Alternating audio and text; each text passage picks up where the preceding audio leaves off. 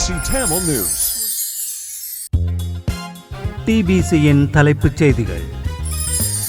பாராளுமன்ற தேர்தலுக்கான வாக்கெடுப்பு ஆரம்பமாகியுள்ளது. ஊழலற்ற அரசாங்கத்தை அமைப்போம் என்கிற மகுட வாசகத்தை கொண்டு இலங்கையில் ஆட்சி மாற்றம் ஒன்று நிகழ்ந்திருக்கிற இந்த சந்தர்ப்பத்தில் மிக ஊழல் நிறைந்த தேர்தல் களம் இதுவாக இருக்கிறது என மயில் வாகனம் திலகராஜா தெரிவிக்கிறார். தேர்தல்கள் சட்டத்திற்கும் பொது சட்டத்திற்கும் அமைய பொதுமக்கள் பொறுப்புடன் செயற்பட வேண்டும் என்று போலீஸ் ஊடக பேச்சாளர் மிஹால் தல்துவ தெரிவித்தார். வெளிநாடுகளில் உள்ள இலங்கையர்களின் வசதிக்காக வெளிநாடுகளில் உள்ள இலங்கை தூதரகங்களில் இருந்து பிறப்பு, திருமணம் மற்றும் இறப்பு சான்றிதழ்கள் நகல்களை வழங்க இலங்கை அரசாங்கம் தீர்மானித்துள்ளது.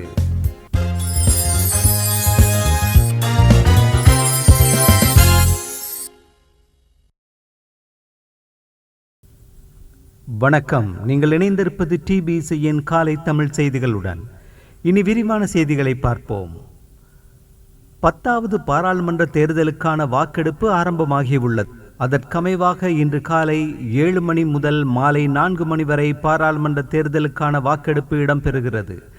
இம்முறை பாராளுமன்ற தேர்தலில் 1,71,40,354 பேர் வாக்களிக்க தகுதி பெற்றுள்ளனர். 22 தேர்தல் மாவட்டங்களில் அமைந்துள்ள வாக்கெடுப்பு நிலையங்களுக்கு வாக்குப் பெட்டிகளை கொண்டு செல்லும் பணிகள் இன்று காலை முதல் முன்னெடுக்கப்பட்டு நிறைவுக்கு வந்துள்ளதோடு விசேட பாதுகாப்பு ஏற்பாடுகளும் மேற்கொள்ளப்பட்டுள்ளன. அதற்கமைய தேர்தலில் 2024 வாக்காளர் பட்டியலுக்கான 1,71,40,354 வாக்காளர்கள் வாக்களிக்க தகுதி பெற்றுள்ளனர். அத்துடன் இந்த தேர்தலில் 8,361 அபேட்சகர்கள் கட்சிகள் மற்றும் சுயேட்சை குழுக்களில் போட்டியிட வேட்புமனு தாக்கல் செய்துள்ளனர். நாடளாவிய ரீதியில் உள்ள 22 தேர்தல் மாவட்டங்களில் 13,314 தேர்தல் தொகுதிகள் காணப்படுவதோடு வாக்காளர்கள் வாக்களிப்பதற்காக நாடு முழுவதும் 13,421 வாக்குச்சாவடிகள் அமைக்கப்பட்டுள்ளன. 408 அரசியல் கட்சிகளில் இருந்து 5,015 அபேட்சகர்கள் போட்டியிடுவதோடு 282 சுயேட்சை குழுக்களில் இருந்து 3,346 அபேட்சகர்கள் போட்டியிடுகின்றார்கள். பெண் வாக்காளர்களுக்காக ஒதுக்கப்பட்ட வாக்குச்சாவடிகளின் எண்ணிக்கை 107 ஆக காணப்படுவதோடு 1,52,000 அலுவலர்கள் வாக்குச்சாவடிகளில் பணியமர்த்தப்பட்டுள்ளனர். அன்னளவாக 27,000 போலீசார் வாக்குச்சாவடிகளில் பாதுகாப்புக்காக அமர்த்தப்பட்டுள்ளனர். 54 வாக்கு எண்ணும் வளாகங்களில் 1,582 வாக்கு எண்ணும் மண்டபங்கள் காணப்படுவதோடு தபால் வாக்கு எண்ணுவதற்காக 452 மண்டபங்கள் அமைக்கப்பட்டுள்ளன. இங்கு 80,000 வரையிலான அலுவலர்கள் பணிக்கு அமர்த்தப்பட்டுள்ளனர். அதற்கமைவாக வாக்கு எண்ணும் மண்டபங்களின் மொத்த எண்ணிக்கை 2,034 ஆகும். அத்துடன் வாக்களிப்பு தொடர்பான முடிவுகளை அறிவிப்பதற்காக 22 மையங்கள் அமைக்கப்பட்டுள்ளதோடு 7,59,083 பேரிடமிருந்து தபால் வாக்கு விண்ணப்பங்கள் கிடைக்கப்பெற்றிருந்ததோடு அங்கீகரிக்கப்பட்டவர்களாக 7,37,902 பேர் காணப்படுகின்றனர். 7,850 சிறிய வாக்குப்பெட்டிகளும் 3,775 நடுத்தர வாக்குப்பெட்டிகளும் 2,525 பெரிய வாக்குப்பெட்டிகளும் இம்முறை தேர்தலில் பயன்படுத்தப்பட உள்ளன. வாக்கெடுப்பு நிலையங்களுக்கு கையெடுக்க தொலைபேசி, கூறிய ஆயுதங்கள் உள்ளிட்ட பொருட்களை எடுத்து செல்ல தடை விதிக்கப்பட்டுள்ளது. அதற்கமைவாக வாக்கெடுப்பு நிலையங்களில் புகைப்படம் எடுத்தல், காணொளி பதிவு செய்தல் போன்ற செயற்பாடுகளுக்கு இடமளிக்க மாட்டாது என்றும் சட்டத்தை மீறுபவர்களுக்கு எதிராக நடவடிக்கை எடுக்கப்படும் என்றும் அறிவிக்கப்பட்டுள்ளமை குறிப்பிடத்தக்கது.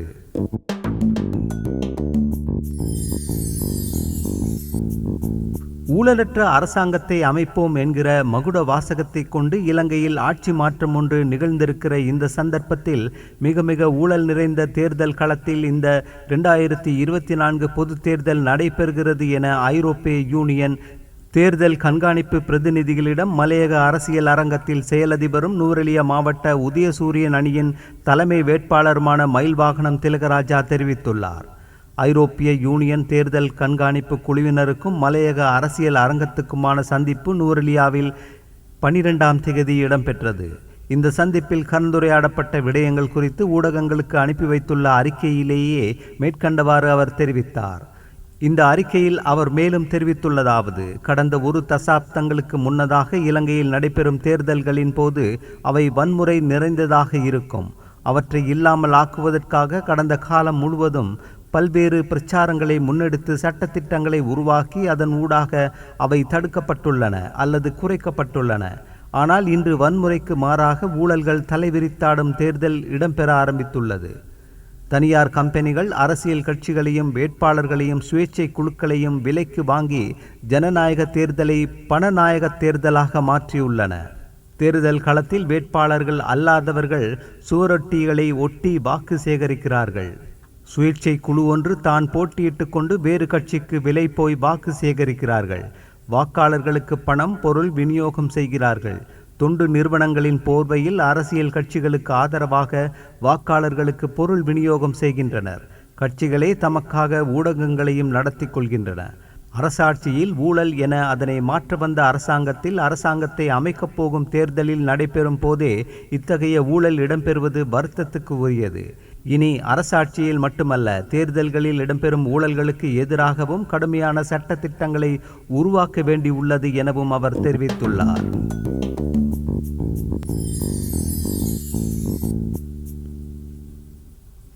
தேர்தல்கள் சட்டத்துக்கும் பொது சட்டத்துக்கும் அமைய பொதுமக்கள் பொறுப்புடன் செயற்பட வேண்டும் என்று போலீஸ் ஊடக பேச்சாளர் பதில் பொலிஸ்மா அதிபரும் சட்டத்தரணியுமான நிஹால் தல்துவ தெரிவித்துள்ளார்.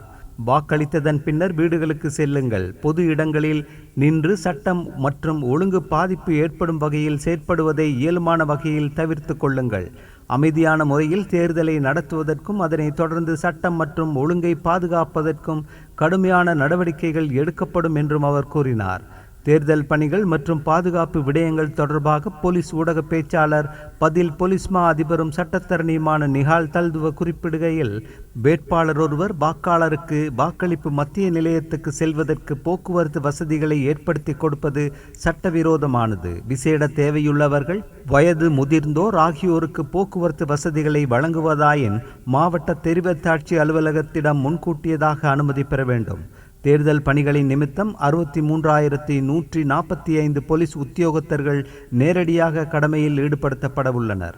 அத்துடன் 3,200 விசேட அதிரடி படையினரும் 6,000 இணை சேவை உத்தியோகத்தர்களும் 11,000 முப்படையினரும் 12,227 சிவில் பாதுகாப்பு உத்தியோகத்தர்களும் பாதுகாப்பு நடவடிக்கைகளில் ஈடுபட உள்ளனர்.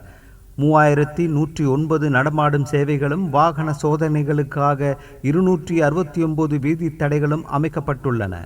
1,591 தற்காலிக தொழிலாளர்கள் கடமைகளுக்காக இணைத்து கொள்ளப்பட்டுள்ளனர். பாதுகாப்பு கடமைகளுக்காக 4,525 வாகனங்கள் சேவையில் ஈடுபடுத்தப்பட உள்ளன. பொது தேர்தல் பணிகள் மற்றும் பாதுகாப்பு நிமித்தம் போலீசார் உட்பட முப்படையினர் உள்ளடங்கலாக சுமார் 90,000 பாதுகாப்பு உத்தியோகத்தர்கள் கடமைகளில் ஈடுபட உள்ளனர். தேர்தல் மற்றும் பொது சட்டங்களை மீறுவோருக்கு எதிராக கடுமையான சட்ட நடவடிக்கை எடுக்கப்படும். வாக்களிப்பு முடிவடைந்த பின்னரும் விசேட பாதுகாப்பு ஏற்பாடுகள் செயற்படுத்தப்படும் என்றார் தல்துவ.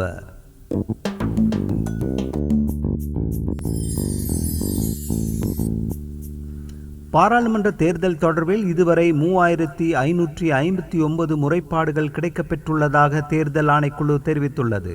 அதன்படி தேர்தல் சட்டங்களை மீறியமை தொடர்பில் தேசிய தேர்தல் முறைப்பாட்டு முகாமைத்துவ நிலையத்திற்கு 956 முறைப்பாடுகளும், மாவட்ட தேர்தல் முறைப்பாடு முகாமைத்துவ நிலையத்திற்கு 2,346 முறைப்பாடுகளும் கிடைக்கப்பெற்றுள்ளன. இதேவேளை மாவட்ட தேர்தல் முறைப்பாட்டு முகாமைத்துவ நிலையத்திற்கு வன்முறை சம்பவங்கள் தொடர்பில் 22 முறைப்பாடுகளும், ஏனைய விடயங்கள் தொடர்பில் 35 முறைப்பாடுகளும் கிடைக்கப்பெற்றுள்ளன.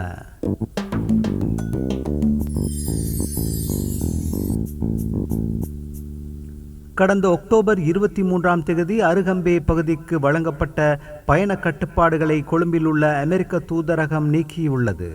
அனைத்து அமெரிக்க பிரஜைகளும் இலங்கைக்கான பயண ஆலோசனை தொடர்பில் கவனம் செலுத்துமாறும் கொழும்பில் உள்ள அமெரிக்க தூதரகம் மேலும் குறிப்பிட்டுள்ளது.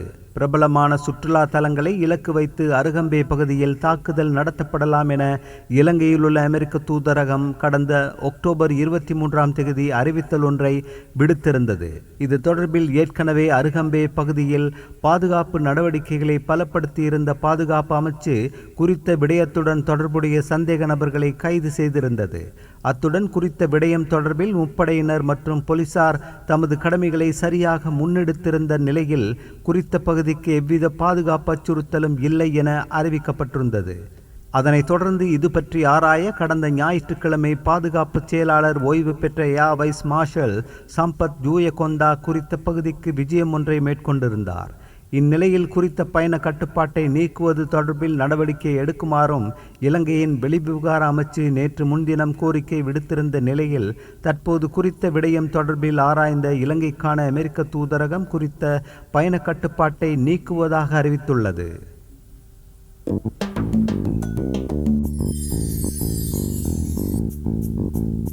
வெளிநாடுகளில் உள்ள இலங்கையர்களின் வசதிக்காக வெளிநாடுகளில் உள்ள இலங்கை தூதரகங்களில் இருந்து பிறப்பு, திருமணம் மற்றும் இறப்பு சான்றிதழ்களில் நகல்களை வழங்க அரசாங்கம் திட்டமிட்டுள்ளது.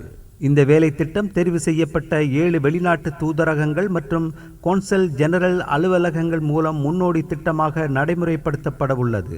அதன்படி குவைத், ஜப்பான் மற்றும் கட்டார் தூதரகங்கள், ஆஸ்திரேலியாவின் மெல்பர்ன், கனடாவின் டொரண்டோ, இத்தாலியின் மிலான் மற்றும் துபாய் தூதரகங்கள் மூலம் இந்த முன்னோடி திட்டத்தை செயற்படுத்த எதிர்பார்க்கப்படுகிறது. இலங்கையில் உள்ள எந்தவொரு பிரதேச செயலகத்திலிருந்தும் பிறப்பு, திருமணம் மற்றும் இறப்பு சான்றிதழ்களை பெறுவதற்கு அமைக்கப்பட்டுள்ள முறைமைக்கு ஏற்ப வெளிநாட்டு தூதரகங்கள் மூலம் இந்த சான்றிதழ்களை வழங்கும் வகையில் பதிவாளர் நாயக திணைக்களம் மற்றும் வெளிவிவகார அமைச்சினால் கூட்டாக பராமரிக்கப்பட்டு EBMD தரவு கட்டமைப்பை மேம்படுத்த நடவடிக்கை எடுக்கப்பட்டுள்ளது. அதன்படி ஆரம்ப கட்டத்தில் இருக்கும் தரவு கட்டமைப்பில் சேமித்து வைக்கப்பட்டுள்ள சுமார் 45 மில்லியன் பிறப்பு, திருமணம் மற்றும் இறப்பு சான்றிதழ்கள் மட்டுமே விநியோகிக்கப்படுகிறது. இந்த சான்றிதழ்கள் 1/1/1960க்கு பின்னர் பதிவு செய்யப்பட்ட சான்றிதழ்கள் என்பதோடு தரவு கட்டமைப்பின் ஆரம்ப கட்டத்தில் ஸ்கேன் செய்யப்பட்ட சான்றிதழ் பின்னர் திருத்தப்பட்டால் அத்தகைய சான்றிதழ்கள் தரவு அமைப்பில் புதுப்பித்தலில் சிறிது தாமதம் ஏற்பட வாய்ப்புள்ளது.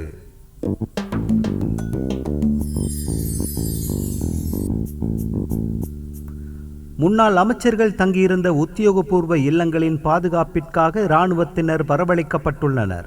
பொது நிர்வாகம், உள்நாட்டு அலுவல்கள், மாகாண சபைகள் மற்றும் உள்ளூராட்சி அமைச்சு விடுத்த கோரிக்கையின் பிரகாரம் இவ்வாறு பாதுகாப்பு வழங்கப்படுகின்றது. அதற்கமைய 30 உத்தியோகபூர்வ இல்லங்களுக்காக 50க்கும் மேற்பட்ட இராணுவத்தினர் பாதுகாப்பு பணியில் ஈடுபடுத்தப்பட்டுள்ளதாக இராணுவ பேச்சாளர் மேஜர் ஜெனரல் ரசிககுமார தெரிவித்துள்ளார். அரசாங்கத்தின் உத்தியோகபூர்வ இல்லங்களை மீண்டும் தகுதியானவர்களிடம் ஒப்படைக்கும் வரை இந்த பாதுகாப்பு திட்டம் அமலில் இருக்கும் என தெரிவிக்கப்பட்டுள்ளது. அந்த செய்தியோடு நிறைவுக்கு வருவது TBCயின் இன்றைய காலை தமிழ் செய்திகள். மீண்டும் மாலை செய்திகளோடு சந்திப்போம். வணக்கம்.